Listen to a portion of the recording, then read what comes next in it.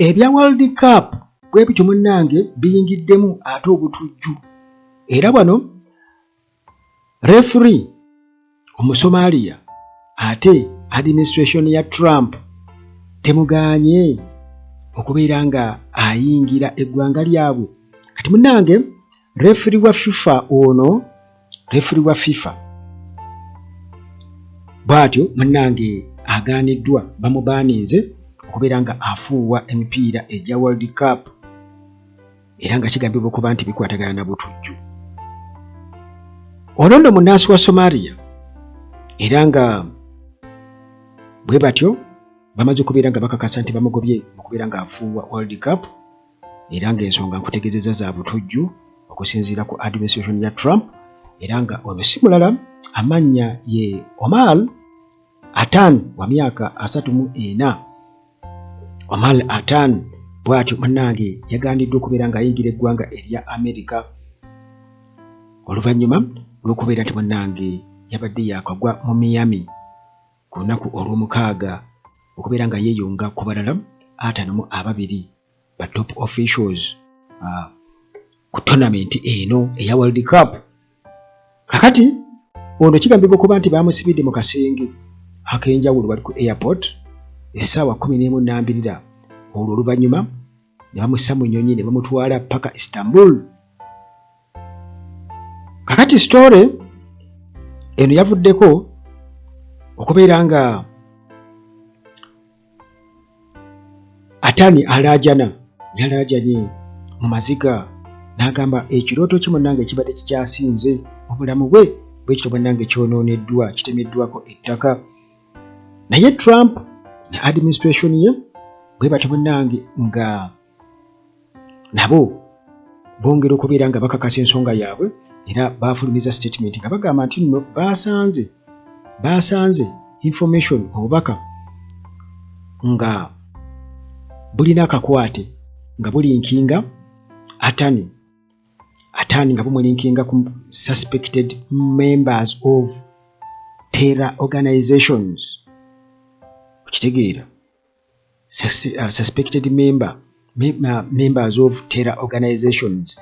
Era nga bagamba nti ono alina obubaka bwe yali yateekako nga bulaga obukyayi eri Abamerika n'Abayisirayiri. Obubaka nsimanya nga bugamba death to Americans, death to Israel. Muganda wange kakati ebyo ebyamuleetedde obuzibu obubaka babusanze ku ssimu ye. Kati statement bwetyo munnange ng'eyita mu Fox News nga bagamba nti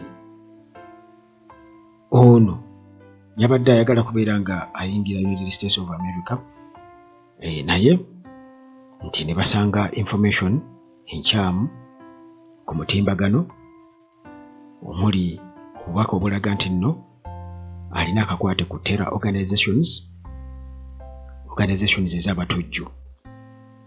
Era nga bino byonna munnange ebyamuviiriddeko obuzibu okubeera nga tebamukkiriza. Kakati ne bamugaana okubeera nga ayingira era nga okusinziira ku mateeka gaabwe nga balina okubeera nga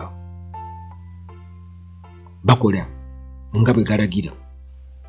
Trump okusinziira ku administration ye bwe batyo nga bakakasa nti basobola kubeera nga bakkiriza oba security yaabwe teyinza kukkiriza muntu yenna alina obubaka oba alinako akakwate mu kutiisatiisa mu ngeri yonna eggwanga lyabwe, yani bagamba full stop no koma.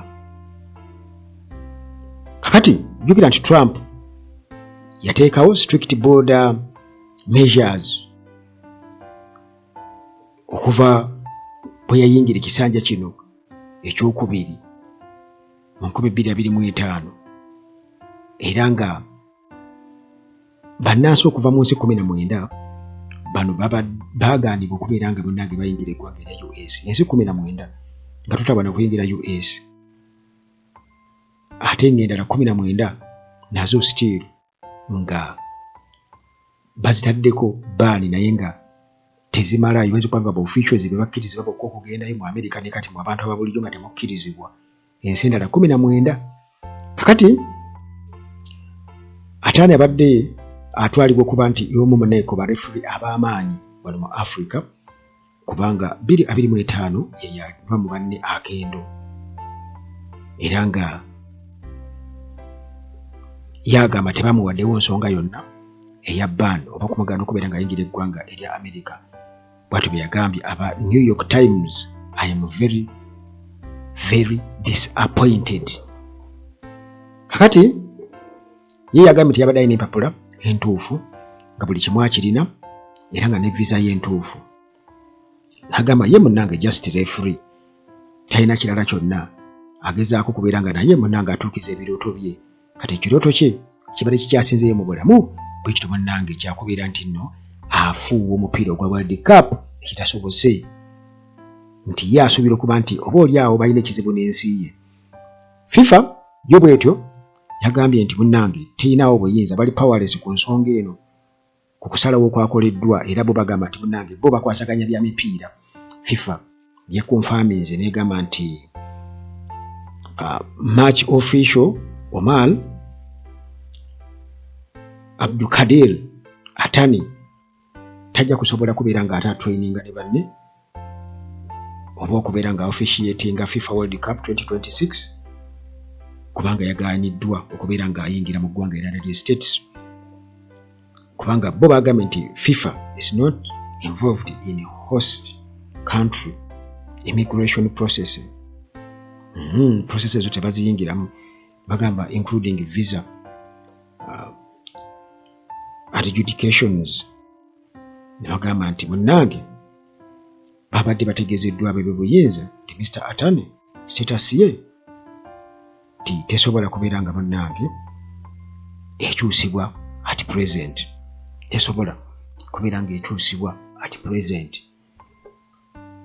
Kakati bagamba nti munnange omukisa guno gujja, nti bagamba nti omukisa yaba wa mukisa. Kati Atani nga bakyamuganye okubeera nga ate ayingira eggwanga erya America okubeera nga yeetaba mu kufuuwa emipiira gya World Cup, bw'atyo yafunye ate omukisa omulala. Yafunye omukisa omulala UEFA bwe bati munnange babadde bamuwadde dda, bamuapointinze dda okubeera nga ate abayambako okubeera nga afuuwa Super Cup. Kakati mu move eno gye twayinterpretinze nga oba clear dig, okitegeera at rivals FIFA, era nga bano bagamba nti balangiridde dda nti omusajja ono mu Somalia newankubadde bamuganye naye kale ajja kusobola okubeera nga bamuwa omukisa eri basobole okubeera nga bakavalinga kino, era nga okusinziira ku mbeera eriwo ono yafunye dda omukisa. UEFA emaze okubeera nga emuwa omukisa. Statement yafulumiziddwa bagamba nti omusajja ono emyaka 34 era nga ono yeyaweebwa yeyanywa mu banne akendo 225 mu bareferi agenda kubeera nga atekinga control yaabwe, atekinga control muganda wange. Kakati agenda kubeera nga atekinga control mu clash wakati wa Champions League winners Paris Saint-Germain wamu ne Europa League champions Aston Villa mu Salzburg August nga 12. Kakati munnange munnansi wa Somalia ono bw'atyo yagenda okubeera mu control, yagenda okubeera mu control side zeri. UEFA yamuwadde dda omukisa munnange omulala. Omar Abdulkadir Atani agenda kubeera munnange referee wa next seasons UEFA Super Cup bwekyoba omanya.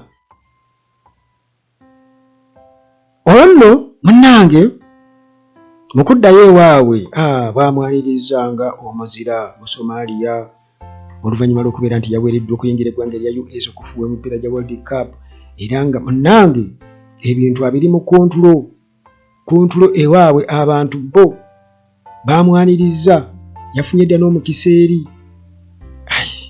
Kakati ono munnange mu kutuuka ewaabwe abantu bamwaniriza bw'atyo nga olwavudde mu nnyonyi nga yeebisse bendera y'eggwanga lye, kwegamba oyinza okulaba ng'ani wano oba omuntu avudde ebweru nga bakitegedde nti bamugaanye, bannansi ne bamwaniriza mu bitiibwa eby'amaanyi nga bagamba nedda tojja kubeera ng'otumanyiira muti mujja tumanyiira, mwagala kubeera nga mutusosola. Kakati ono yabadde referi asoose mu Somalia munnange okubeera nga officiatinga ku World Cup, era nga ono ng'amaze okuneemingibwa Africa's best male referee omwaka oguwedde 2025. Ebintu tebyamutambulidde bulungi, ekirooto kye bamaze okubeera nga bakitemerako ettaka. Naye jjukira nti bafans bangi beemulugunya ne bannamawulire okuva mu ggwanga erya Iran, Haiti, Ivory Coast, Senegal n'ensi endala tebaweddwa permission okubeera nga bagenda mu ggwanga erya US kubanga baateekawo travel ban, era nga kino kyavaako n'okwekalakaasa kw'abantu okwetooloola ensi yonna. International sports agencies nga zisobeddwa okubeera nti lwaki kino kibadde bwe kityo. Kakati munnange abantu balanga okubeera nga beekalakasa era nga bemulugunya bagamba nti ensi zonna zirina okugenda, kyandibadde kiri nti balibadde baaniriza buli muntu yenna okugenda mu ggwanga erya America. Naye munnange administration ya Trump bo bagamba nti nedda si buli omu. Nalabyeko ttiimu ya Iran already yagenziddwa ba World Cup, ndowooza bagenda kuzannyira mu zino ensi endala nga Mexico n'ewalala. Kirabika gye bagenda. Naye munnange ebyo nga biri awo ebityo, ekyoba omanya nti America tebajja kuwaawo mukisa mulala gwonna. Bwe kijja ku ky'obutujju bo bagamba nti nedda, ekyo bwe kityo bwe kiri, tetukikyusa, tekirikyuka.